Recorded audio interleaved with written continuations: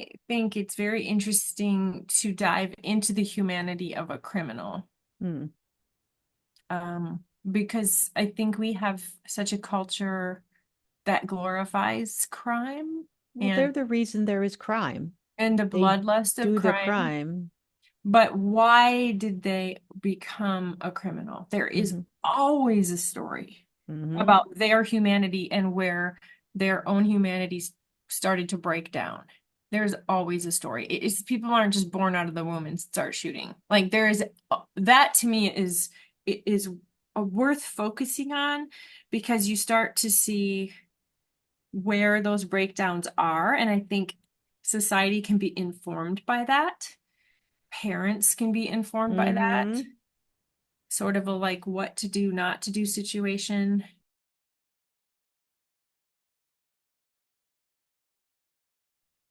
So Jennifer, you do dead people. Tell me more about that. Well, only by what do you say, by birth.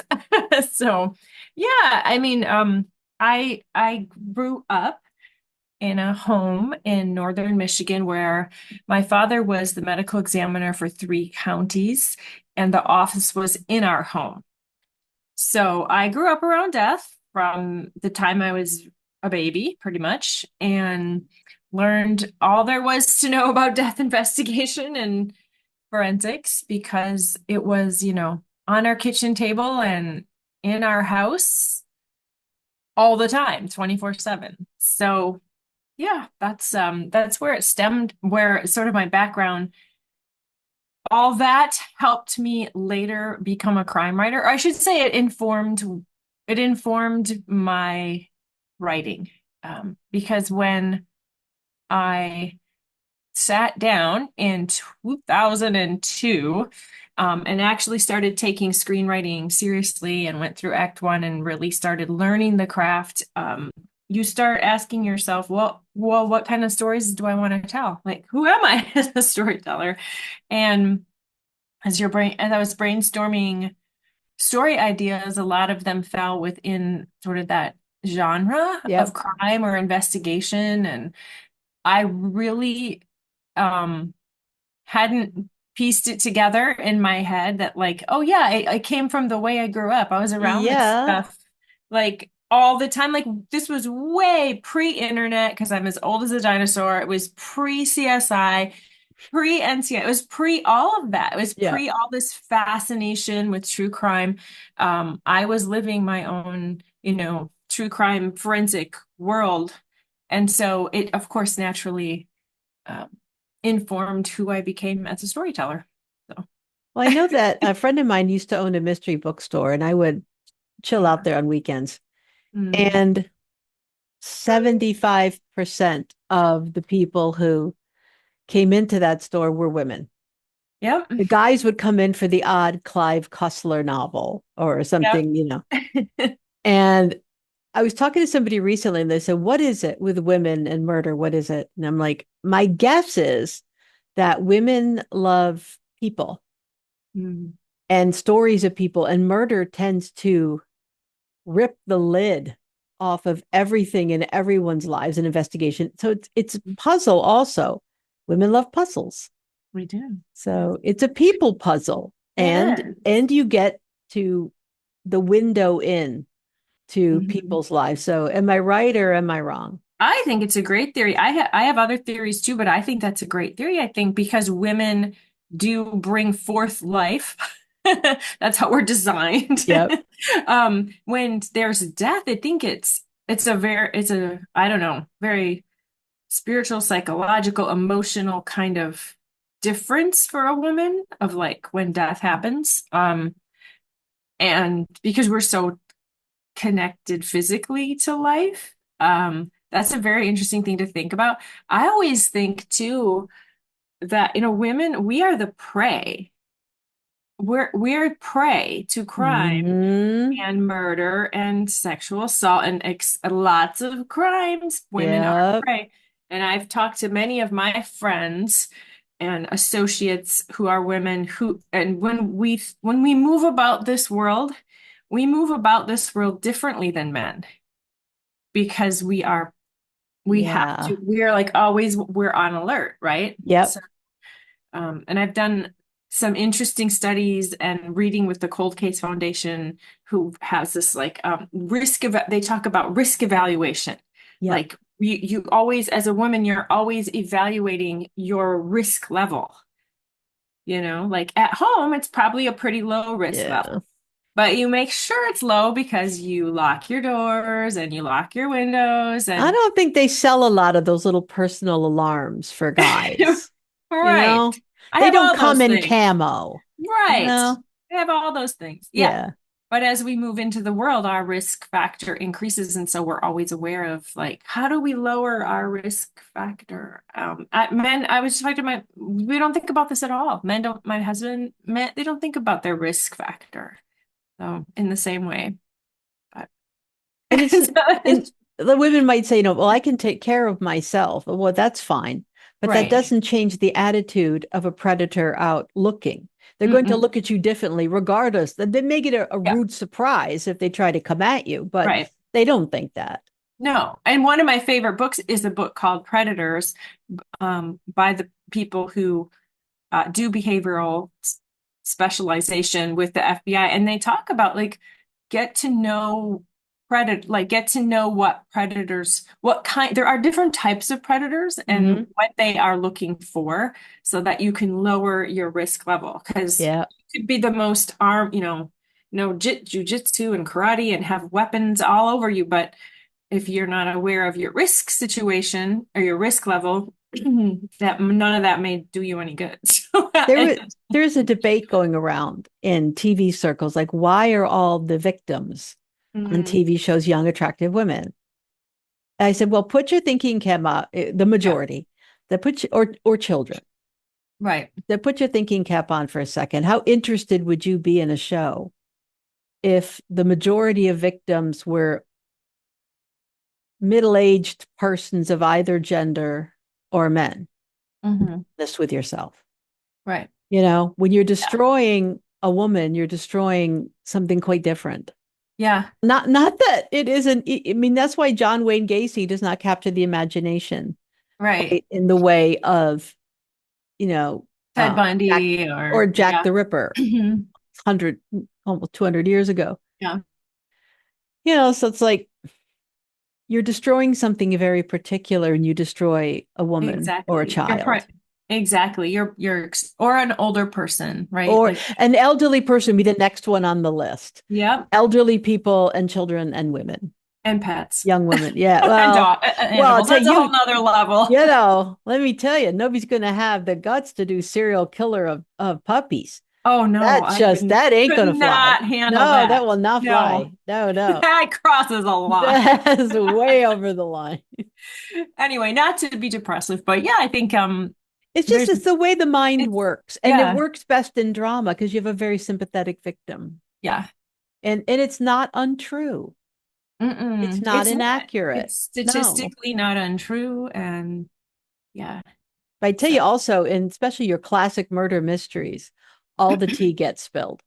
All of it. yeah.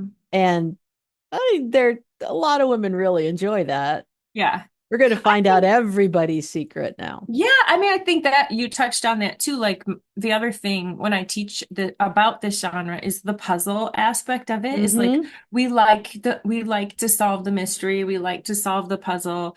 And even in reading or writing this genre, it's a very left brain, right brain. It satisfies both because it Yeah. has to be very logical and the puzzle has to click perfectly, like a perfect, perfect puzzle. But also there's that emotional roller coaster of the hero's journey that you need to go on to make it satisfying. So I think it kind of clicks both of those parts of the brain together, and we like that. It's very satisfying. So, So yeah. you've done both prose. You've done nonfiction, you've Hmm. done fiction, Hmm. and you've done screenwriting. Hmm. Hmm. What is the most difficult for you? Well, I mean, it's only because I started as a screenwriter, right? So that was my original training, and I still do it. And so I for me, because I've been doing it now for 22 years, it's like I love it. I got it. I got it. The fiction for me coming into that 10 years ago, like novel books, writing novels was a challenge for me because you have to describe so much. And I was used to the opposite. I was used to like doing haiku on a page, and I now I'm always like, said like what? movies are haiku.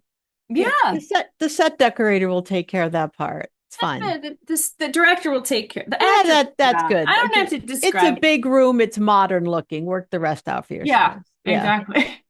I just need to sketch it out. I mean, obviously you need to plot Right, everything, right. but yeah, so for me that was I feel like it's still a challenge to really, especially emotionally make sure that the story is being told Yeah. in a more long form.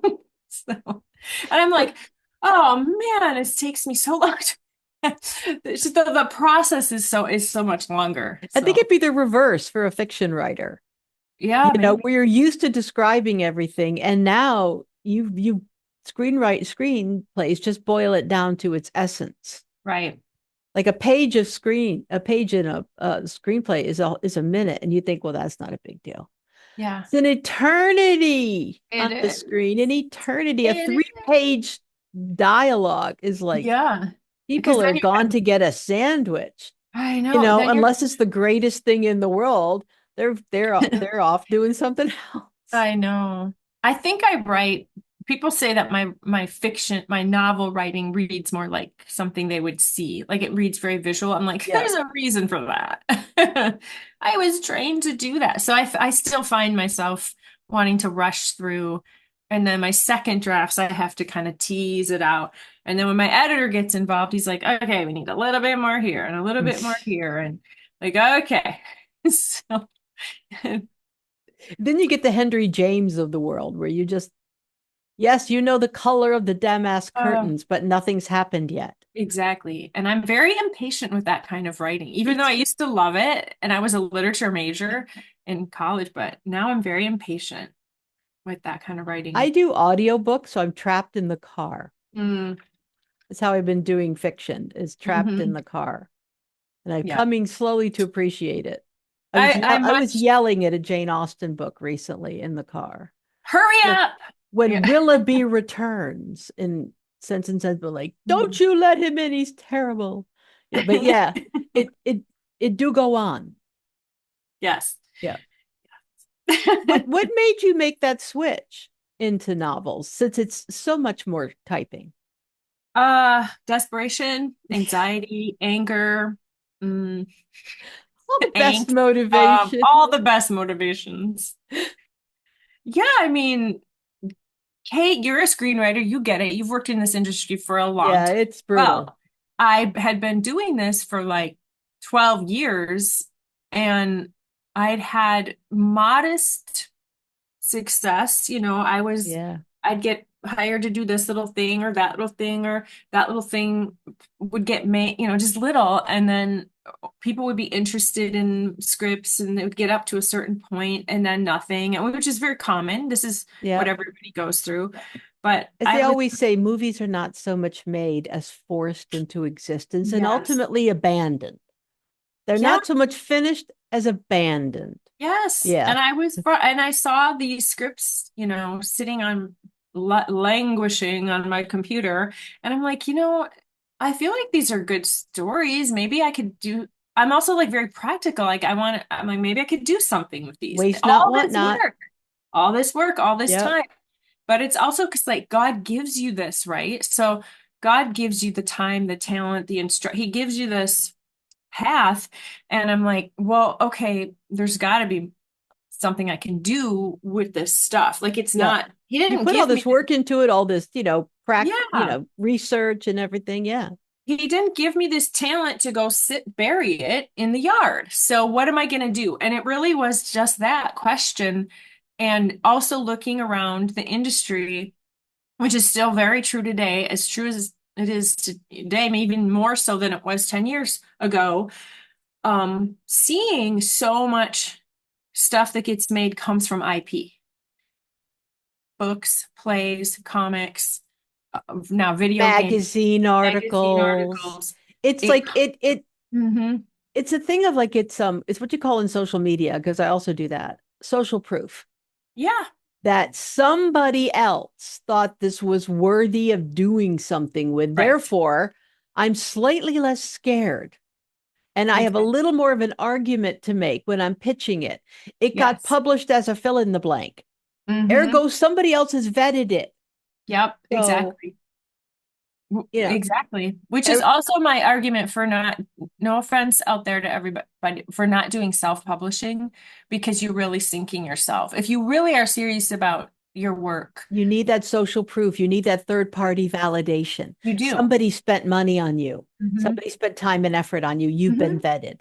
And you've had proper, it's gone through the proper channels to have it properly created too, because there's a lot of, once you turn in a draft, I mean, getting a book published traditionally is a year process Yeah. because, people are vetting it out. I have layers of editors. So, and then I have a marketing team and then blah, blah, blah, blah, that are all helping to shape and form this path. And you're right, then it can go into the hands of a producer or whoever, studio, who says, oh, this has been vetted out. This is, Yep. And you will always have the book. No matter Mhm. how wretched or Exactly. great the movie turns out to be, the Yes, book still exists. exactly. And here's a funny story about that because the first movie, I don't know if you know this, but the first movie I ever had made was more an inspirational Mm-hmm.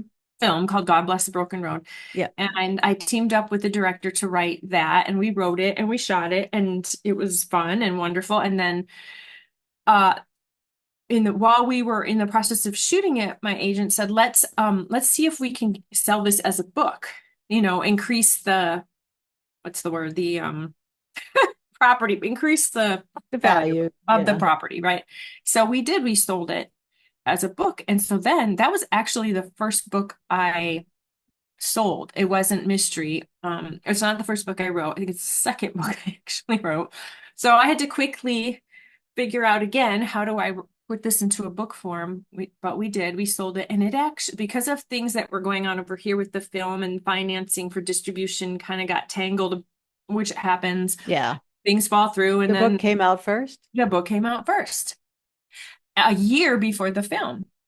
So then everybody is thinking, oh, it's based on a book. But it's, I think And it was most people funny. in the public would think it's as hard to get a publisher to notice you and a book to get Hmm published as it is It to get is. a movie made. It is. So why pick one over the other? Because they're equally hard. Very And hard. probably the movies are, if they get made, they're more remunerative, I'm given to understand. So like you already had a literary agent because you were a screenwriter. You gotten to that point where you had an agent. And it was actually a literary agent for books, Oh, for not even reading. books. Yeah, I've never had a film agent. Well, of course, everybody wants to know, how do you get an agent? I And went there's to a probably conference 100 and met them. a conference of there's nothing like face to face. There's nothing. I mean, There this really is, is nothing like it. and, but what I think, I mean, and maybe I'm wrong, but I don't think there are any like major screenwriting conferences where you're having people, No, because everyone's agents. paranoid. Yeah, They're paranoid. but And there's a that's not billion quite author. happens in books. And they're just, Yeah. uh, I can't, I'm sure there are some. They might be Uh, connected with other film festivals, yeah. but, Like uh, as a journalist, I've met so many people across this wide swath of entertainment. yeah. And then I realize I'll talk to somebody like, oh, do you know so and so? Sometimes they do, more often than not, they don't, hmm because they're siloed in their own world. hmm hmm And unless it's at a film like, Right. Sundance or some film festival, Austin or or they happen to bump into someone at a party, there's just not that easy facility. Like Mhm. if you're shooting, feature films, you're not going to bump into a whole lot of TV people. Right. If you're working in TV, you might not be, the reverse might not be happening because Right. everybody just has their head down in the thing that they're doing. Exactly. But books is like, I mean, I know there are a lot of mystery conferences. There are, and they're great. I have a friend who's working on a mystery and she has like this online things and I'm like, wow. Oh yeah, there's so many. It The seems more It encouraging is. in a I've way. definitely found that the author world is a lot more encouraging. It's more open. It's more supportive. Sisters in Crime, Mystery Writers of America are the top two organizations I belong to, and they're just so open to what, even if you haven't published anything yet, like there's a place for you to step into the community and learn and be a part of the community and move up and get opportunity to move up. And I've been so blessed with that world because you're right when you talk about like the media world, it's like little pockets of Yeah, because it's so darn hard it's hard, to yeah. get anything made. Mhm. And then once you shoot it, you have to edit it, and then you have to da da da, and then you have to get it out, and then you have to do like a ton of, but you just don't have time to swan around to things Right, that have nothing to do with what you're doing. right. It's like Yeah, a luxury that a lot of people just don't have. yeah. So I find sometimes people will call me and they'll go, "Well, I'm wondering, I'm doing this thing." And I'm like, "Oh, yeah, I know a guy. I know a Right, guy who did that thing. He right. did that thing over there. I'll give him a call." Or I just Yeah, hooked up, some people on Twitter. Here's a writer friend I know. Here's yeah, a director, friend of a friend of mine. yeah. And they live in the same town. So I'm like, "Oh, you guys should meet." Yeah, it's very much like it's always been Yeah. like that for me from the beginning, where it's just kind of like hopping lily pads from meeting people, and then you connecting, everybody just kind of I connecting think people. I think that entertainment Yeah. journalists meet more people across the Oh, industry at different definitely. levels Definitely. than a lot of people. And this is a real untapped resource. I just It realized is. We should it's like start a big convention. it should start to be Meet well. Yeah, everybody. we had those like the TV Critics of America have conventions, and that's where you meet a lot of people Hmm. because all the networks come in to present their new shows, and all these people are there, and executives are there, and people are wandering about the halls, and you wind up having the most amazing conversations with people, Wow. here and there. Interesting. Um, I don't know if that exists in movies. There's junkets and things, but yeah, they're I very haven't different found it. businesses. I No, there used to be can't like think of one. screenwriting conferences way back in the day. Um, but it wasn't the same. It was a lot of like wannabes, not people who are, I don't know. I understand not people who Working screenwriters have just got their head down. yeah. They're Well, just doing the listen, thing. that's not, I'm like, that's not an excuse because I'm a working writer, but I'll make time to go to conferences and meet people. Like you have to, like it's very I think important. maybe if they're film school alumni, there might Maybe be I'm just guessing. There might be things like that it might be where they will go and speak at their alma mater or if they're mhm, invited to come somewhere. But yeah, I right. just think it's a We bit need a of a different connection point. mindset. Yeah. We need the studio system again. You know, I said recently with everything that's happening in streaming and with the strikes and everything and how tenuous everything is. Yes. So many people they have not recovered. Yep. So many have left. Yep. Um, and with the endless maw of streaming requiring this constant fire hose of content, Hmm. maybe putting people on staff, Hmm.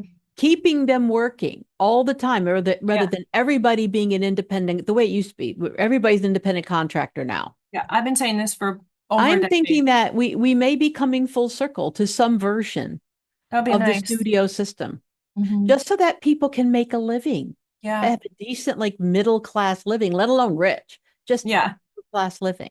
Yeah. They do this in Italy now. I mean, we used to have it, right? But we abandoned it, what, maybe in the 50s or so. I But think it kind the of died 60s in the or 60s. 60s. Yeah, kind of Um, died off, but started to die off. It I've still been, exists in TV to some degree, but not on really a formal no, way I mean, necessarily. I don't think it's very healthy in TV. But anyway, I've been saying this for over a decade that we need to go back to this. And I had the wonderful opportunity to go to Italy and go to one of their top studios, which is called Lux Vide. Mm. and it's in Rome, and they are doing this system. Now, it's small compared to what we do, right? Like I'm guessing there were 50 people, but they are providing most of the major content for that country. It's great content. Kind of like the BBC in England. Yeah, and they Yeah. have everybody's on staff. So all the way from, storytellers to directors to producers to everybody is it's a 9 to 5 paid salaried insurance job. And people and the content is good. They have consistently good content and What a happy crazy employees. idea. Oh my Well, again, goodness. like the BBC. Yes. They have channels to feed. So Mm-hmm. they have people on staff to Right. feed those channels. And they have a bit of a luxury because you're not living, I would think, you're not living project to project. Right. If one Exactly. goes down, the next one might go up, and it all kind of evens out Right. in the end. Right. It this might be fine. It's not fine anymore, honestly, for the big studios. They're all having serious trouble. But it's Yes, true. terrible for the gig people, which is Mm-hmm. just about everybody. It is just about everybody. And I just see people leaving. I see people like giving up on the business. It's now crept up into the executive ranks Yeah. where, Well, that level of people are yeah. being let go. And Oh, and they yeah. but the gig people, it's catastrophic It's for a lot of people. crazy. I know, because I know a lot of those people too. So this is just, and that's, we're all getting depressive here, but it is an interesting time because my husband, who's worked at a pretty major, I'm not going to say the name, but um production company for over 16 years now. So that's a pretty long time in Yeah, Hollywood standards. a I lifetime. know the production company's been around a very long time. It's a great company. They're actively producing film and television, and they have a music division as well. They have two positions open right now that they've been, getting resumes in for. Between the two positions, they had over 1,400 resumes. He said he's never seen that many in his entire 16 years. And I said, well, give me like, what was the biggest amount? Like and one of them's more of an executive, one of them's more of like assistant, right? So, Yeah. and he said, he's never seen more than 100 resumes come in for a single position. So 1,000 for one and over 400. And he's like, that's not even counting the 100 sitting in that was just like through LinkedIn. Well, people forget, like, I noticed this during the previous writer's strike and these last writers and actors strike. When production shuts down, and you see Mhm. the writers or the actors on the picket line, and that's all good. There are all the gig people that would be working Mhm. on those productions and are not, Yes, and the office staff, I and know. the marketing, and the PR, and it trickles up to all of these, weekly, It hourly does. workers Yeah.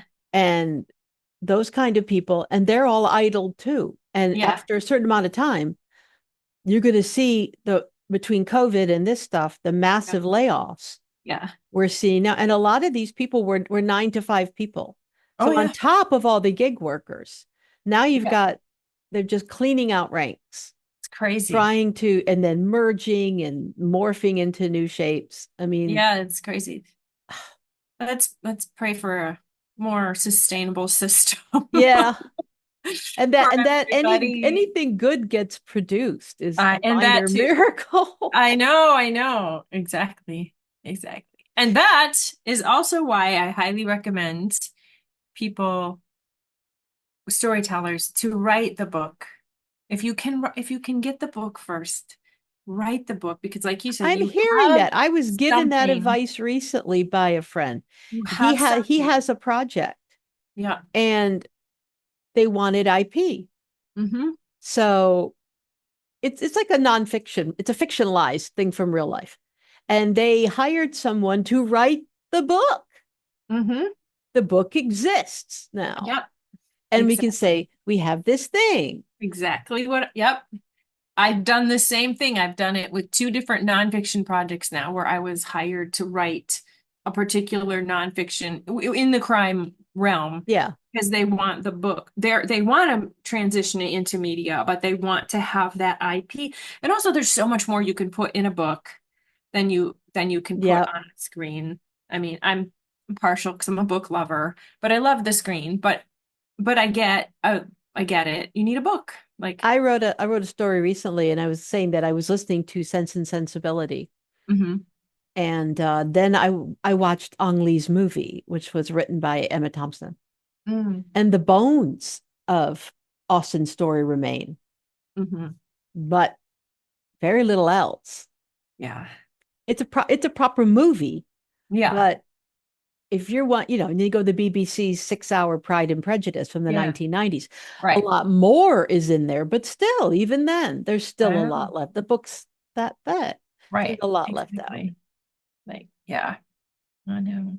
In terms of creating characters, without the advantage of an actor giving it physicality and voice, hmm do you find you're now forced to like, okay, is he tall? Is he short? Do you have brown eyes? Did she play basketball? So she's really athletic, or what is that sort of process in the book of creating a character? Because in a movie, you give it a sketch, Right, then the actor will fill in the rest. right. But in a book, like it's you and yourself. Yeah, that's interesting because the book series, the mystery series that I'm currently working on, I was one I originally started as a script way back. So I already kind of had the characters sketched out in those little pieces, right? Um, and so it's going in, but I had thought about them. It was like you do all this development work of your characters that really never gets into the script, No, right? hard Like, bits. It's yeah, good to, I always think it's good to have it on the shelf so you can go grab it if you have a question. right, Like, did he grow up in Massachusetts? Oh yeah, right. he did. Okay, he can make a reference to that at some Right. point. Yeah. Exactly. But I definitely found that as I've been writing the books, there's more things coming to light about them. I haven't necessarily thought it through or just pops up like, oh yeah. Oh, yeah, that's totally an Emily thing, or that's totally what Nick would do, or Joe, or that's, oh yeah, they have this history. So I'll be honest that I didn't really sit down ahead of time and like make these huge character charts because I'd rather be writing, and Yeah. maybe that's just my style. But I definitely have discovered things about them along the way, and now I just have to keep track of them. So, um, And then they start telling you, yeah, yeah, I yeah, wouldn't do that. What do you think? And no, that's not happening. right. And sometimes my editor will catch me on different inconsistencies, and so Well, I mean, that's none of us that's is okay. perfect. That's why God made editors. Exactly. Thank goodness. That's why God made continuity in the movies. Exactly. So we can Exactly. find all the mistakes later and laugh about them. Right. And script supervisors. Script supervisors, bless their hearts. God bless them. Yeah, they're thrown out of work too when I nothing's good. know. All these people thrown out of work. I know. I had a lunch once with a producer friend during the first writer strike. And it's like explain the logic of this to me because you're the highest paid people in the pyramid Mm, and you're striking so you can get more money. hmm Meanwhile, you're throwing out of work All all of these these people who make people. less money than you do. Right. And it, Right. it can't be avoided Right. because if you're Right. not going to create the thing's not going to be shot and they're not going to be working on it. And Right. he's like, what can you say? Yeah. True. It's hard. And In a I'm not book, though, if you sure. decide I'm not going to write this book and toss it in the circular file, you're not putting anybody out of Right. work except yourself, maybe. Yeah, exactly. Well, I know that you're a Catholic and I'm a Catholic, so imposed upon us are certain, I think, obligations Mm, to think about things in certain ways. Obviously, mhm, you're not asked to self-censor yourself, and there are Catholic writers who've written like everything from The Exorcist, to mhm. it it just crosses the spectrum. Right. But how does it figure into your storytelling? Are there places you won't go, or if you do go there, do you go there in a very particular way Mm, that someone who didn't have this grounding mhm. in Catholicism might not worry about, might not think Right. about? That's a really cool question. So, my personal mission is that how do I say, my personal mission that guides me, but also what I write about is that my goal is to shed hope, some hope and light into the dark recesses of the human experience. So when you think about the dark recesses of the human experience, You're right there. that's everything. Oh yeah. So there's really nothing I because we are of this world and so I don't feel like there's anything I cannot talk about.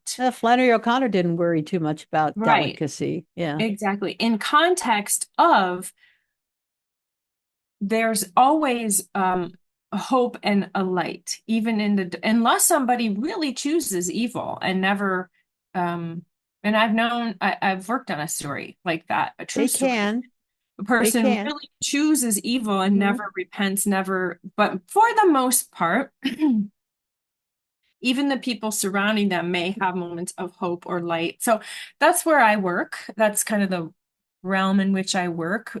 Because I just think too, like growing up around death, there really wasn't too much I wasn't exposed to, which is, good for the good, bad, or ugly. So, um, that's yeah. So but it was always because I grew up in a Christian home, a home where God and life was first. And so everything was looked at through that light or, through that lens of God, redemption, salvation. What is God's plan and purpose in this? What does he want out of this? So that's where I always come. That's where my lens focuses, but I'll go to some pretty dark places, but we've got to see that there was whatever that dark place that there was a reason for it and that a character is affected in some way that makes them think differently, makes them Hmm. points them to light or to hope in a way that maybe they hadn't thought about before. Um, yeah. But I'm not I don't think, maybe I am, I don't know. I, I don't like being graphic or explicit for the sake of being graphic and explicit. Yeah.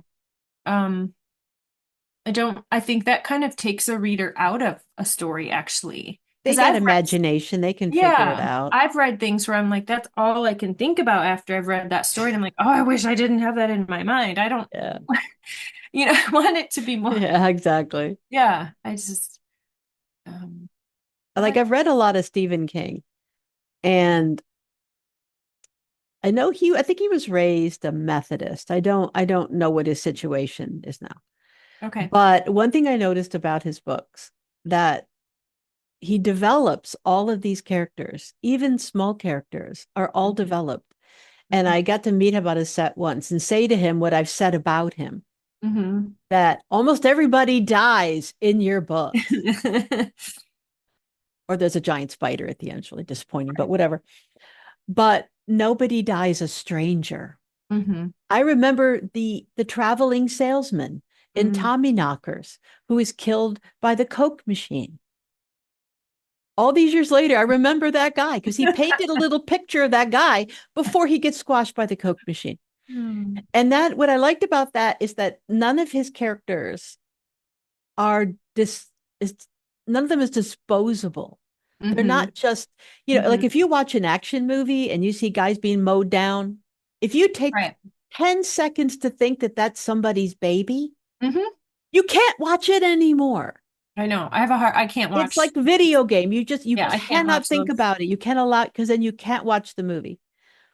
He doesn't do that. There's a gore and splatter and death and murder and all these kind of things. Mhm. But, Right. nobody is a disposable cardboard figure Right. just to be blown away and Mhm. moved on. Yeah, I I think that's such appreciate that. I that's really such a great. appreciate that. No, I do too. It's a great point And because it's a I good lesson it that is. create no characters that don't have an actual life, that are not Right. just a functionary, Right. you know? I don't I think I tend to do that as well. Maybe I didn't think about it in those terms, but because of the way we grew up, like we could be having dinner at the kitchen table and the phone rings interrupting our family meal and it's so and so got killed in a car accident and my dad has to go out and investigate it. Hmm. And it might be someone we knew from church or from school or, two strings away of people we know. So it was always nobody, nobody was faceless. Death was Yeah. not faceless at all. And I think I carry that with me today. Like that humanity, like I just can't, how do I say?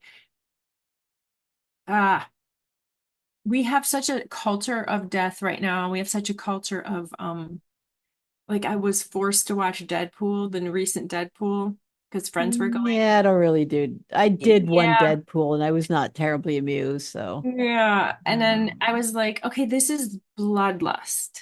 yeah. This is simply bloodlust.